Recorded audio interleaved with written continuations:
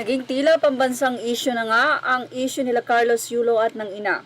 Kahit na nga nagpa-press conference, pero tinuldukan na nga talaga ng ina ni Carlos Yulo na si Mami Angelica ang nasabi nga pong last statement niya noong press conference. Marami naman ang nagre-react ngayong mga netizen. Kahit saan ka lumagay, mayroon talagang opinyon. Lalo na nga nang magbigay ng pa-statement itong si Carlos Yulo na di umano ay halata naman upang ipagtanggol ang girlfriend. But anyway, ibinahagi nga ni Carlos Yulo na wala naman problema sa paggamit ng kanyang pera. Yun nga lang, yung consent na nanggagaling sa kanya ay walang pagpapaalam. Kaya naman ang pambansang sawsawera din ng Pilipinas na si RR Enriquez ay nagkaroon ng pagbabahagi dito. And this time, mukhang may side siya kay Carlos Yulo. Mula kay RR Enriquez, narito ang kanyang naging say. As a Sawsawera Queen, bilang naging isang breadwinner din ako dati, parang feeling ko malaki ang maiaambag ko sa issue na ito. Accurate yan, madalas sa isang tumatayong breadwinner ng pamilya. Na-experience ko din yan, yung hindi kayo magkaunawaan ng magulang mo cause akala nila dahil naging breadwinner ka, naging mayabang ka na, but the truth is we just want to know lang kung saan napupunta yung mga binibigay mo na pera. Yung gusto mong maging specific sa pagtatanong where did they use the money, etc. And sometimes may mga moment magkakainitan kayo kasi akala ng magulang mo ay pinag-iisipan mo na niloloko kanila. Nasasaktan din sila. May nasasabing hindi maganda, then ikaw napatola, sasagot ka at mag-aaway kayo. May mga moment na gusto mong talikuran na lang sila dahil feeling mo puro pera lang ang habol sa'yo. Pero kapag nahimasmasan ka, mas mananaig pa rin yung alam mong mas kaya o kaya ka nagsisikap sa buhay ay para mabigyan sila ng maayos na buhay at maiparana sa kanila yung sarap ng buhay na nararanasan mo din. Say pa ni RR, I hope kapag humupa na ang tampo sa isa't isa at sila ay magkapatawaran sa dami ng perang na-receive ni Kaloy ngayon, maiparanas niya pa din ulit yung katas ng pagiging gold medalist niya. Bilhan niya ng bahay, i-travel niya out of the country, ipag-shopping niya ang pamilya niya kasi napakasarap talaga sa pakiramdam na makapag-share ng blessing sa pamilya mo.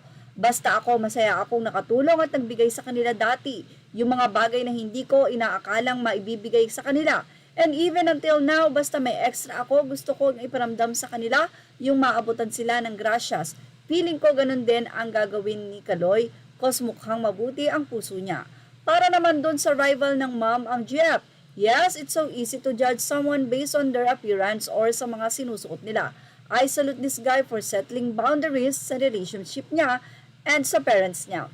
Minsan talaga hindi maiiwasan ang moment in law. If they don't like each other, it's okay. But hindi naman porket ayaw sa'yo ng magulang ng jowa mo ay hindi ka na mag-e-effort to win her heart.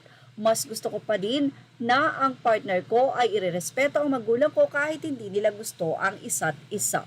Well, ilang mga netizen ang sinabing she stated that Kaloy had to respond. Let's hope this is the end of this petty family drama. We are just so happy and so proud of Kaloy's historic 2 gold medals achievement for our country. Carry on, Kaloy, you are our hero.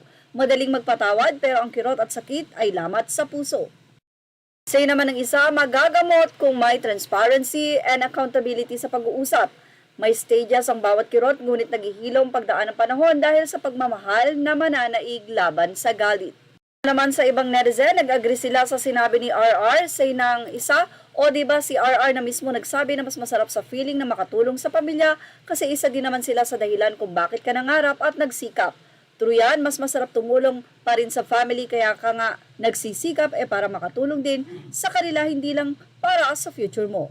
Ang netizen naman ang nagsabi na oo, masarap tumulong sa pamilya lalo if meron ka pero sinabi rin ni Miss RR na walang masamang maghanap o magtanong sa mga perang naibibigay kasi karapatan yun ng napakahirap kumita.